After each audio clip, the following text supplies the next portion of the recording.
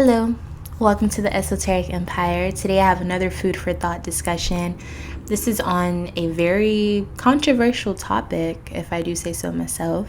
It's about ancestry. This topic was requested by a subscriber, so shout out to the person who requested this video. And I think I have a very, basic approach to how I feel about this, but of course, as I go along, I'm sure my thoughts will shift and change. So yeah, if you are interested in these type of videos, or if you find this one interesting, make sure you are subscribed to the channel, like the video, and then go ahead and check out the Food for Thought playlist where pretty much anything around this type of topic is talked about, okay?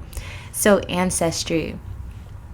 I believe that we all, for the most part, know what ancestry is, but the way that I see ancestry is a little different, at least from what I've heard other people talk about. I believe that, of course, you have the physical ancestry bloodline that you are linked to, your lineage or the lineage before you. I believe that these ancestors can be tapped into and utilized. I don't know if that's true for everyone, but I do believe that it's possible, depending on the connections that you have with certain ancestors that were living while you were living, or even ancestors that you never met, but they're part of your lineage from, generations before. It is kind of a topic where it kind of is like like, are you sure? And I could see why, because at one point I was like that. But as I traveled deeper into my own spiritual journey, I have seen that ancestral veneration is something that does not have to be practiced in order to achieve spiritual growth by any means. But I feel like if you're called to it, it's probably because you are somewhat of a puzzle piece to healing certain generational curses. And to go even deeper into this, I also believe that we have many lifetimes that we experience, and throughout these many lifetimes, you most likely won't be the same race or be a part of the same bloodline. And so I am of the belief at this particular time in my spiritual journey that your true spiritual ancestry could trace back to literally the beginning of time and outside of this whole universe. You just never know. And I believe that in certain instances, we have people who come into certain lifetimes at certain times or ages on this earth to heal certain parts of this life. So that could be life for other people, that could be the world, that could be solving certain mysteries, that could be also coming into a certain bloodline or a family tree in order to heal a certain generational curse that has been cycling throughout a certain family tree. And you could be that one person or that one, seed that was like, I see that pain from wherever you came from, and you're here to fix it. So I feel like if you're drawn to ancestry, it's for a reason, because I feel like it's a way to heal certain negative dynamics that can grow over generations. And whether you were connected to that bloodline forever or not, when you're placed in a family bloodline or family situation or generational situation, it is because you are there to heal something, if you're called to do so.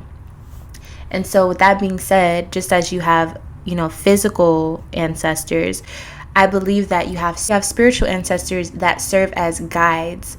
And I believe these spiritual ancestors are people that you have had past lifetimes with, that have helped you or saw who you were in that lifetime, and they want to help you in any way that they can from the spiritual realm.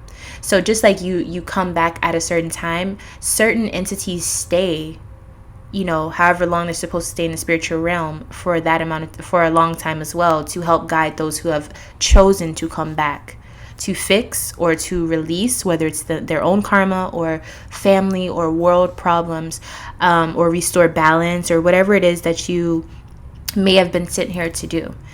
And so I feel like it's very important to understand, yes, you do have physical bloodlines, you have physical ancestry, but there's a certain level where ancestry goes so much further beyond that. And you have to understand that, because even just if you're thinking on a very logical level, the amount of mixing that has happened within all of these generations since the beginning of humanity, there's no real way that you're just one type of thing or one distinct bloodline. Do you understand? Like, I just feel like that would be impossible. Maybe there's someone out there that literally is the same blood of the very first person that meet their family bloodline, but I just don't think that that would be possible, especially if you are a certain type of race. So with that being said, you could have connections towards a certain culture or a certain ancestry pool, and you may even be, physically connected to it as well. But I do believe if you believe in different or past lifetimes, you have to believe that you also have been connected to other type of bloodlines as well, meaning that you have other spiritual entities that you can utilize as well to help guide you through this lifetime, even if they are not your actual ancestry bloodline. So I think there's just levels to it, just like there's levels with anything, in this dimension. And I think it's important to start with whatever you feel comfortable with. And I do believe that through you healing your physical bloodline, it does trickle out, because let's say you don't do anything else, but you cleanse some sort of karma, or you break a karmic cycle within your own family. At the very least, you have started a different karmic cycle for your lineage to come after you. And that in itself is a beautiful thing. Whether it's something like money curses, breaking the cycle of poverty, or breaking the cycle of violence, or breaking the cycle of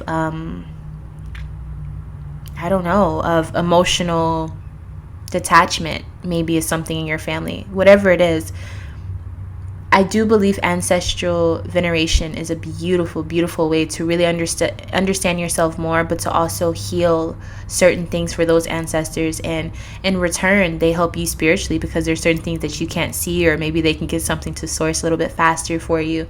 And it's just the same thing as like guardian angels. And who really knows, but whoever you are, like on a spiritual level, wherever your true soul originates, that's the true ancestry. Meaning, if your soul is old, there's chances that you were, doing things a long time ago that could have been, magnificent, miraculous in your time. You could have been, an angel. You could have been a prophet in one time. You could have been a leader for a lot of people, and you just never know. Well, there's ways to find out, I believe, but you just never know your soul's responsibility at one lifetime. And so if you feel called to do something in this lifetime, you just never know where it's going to lead you to. And I always am an advocate for, try it out, see if it works for you. If it doesn't, then leave it alone. It's not for you. But I never think you should turn your back on your ancestors. I know that's a very controversial topic. A lot of people feel like that's not spiritual, but I just feel like you have to look at it from a mature perspective. So it's all about unity at the end of the day, or uniting with the things that resonate with you. It doesn't mean you're supposed to just be buddy with everyone, but there has to be a certain amount of unity. And I feel like a perfect way to practice that, starting off, is with your own flesh and blood that you are connected to on a very three-dimensional level. And then you start to ascend, and you start to find your spiritual family, your spiritual ancestry, your spiritual bloodline. And that's when things really start to get intense. So, that is my take on ancestry. Hopefully it made sense. I love you all. And thank you to the subscriber who requested this video. If you have something that you would like to suggest that I expound on, or something that you would like me to talk about, please leave a comment down below, or you can email me, lovefromaleo@gmail.com. Thank you so much for listening. I love you all, and I'll see you in the next one. Bye.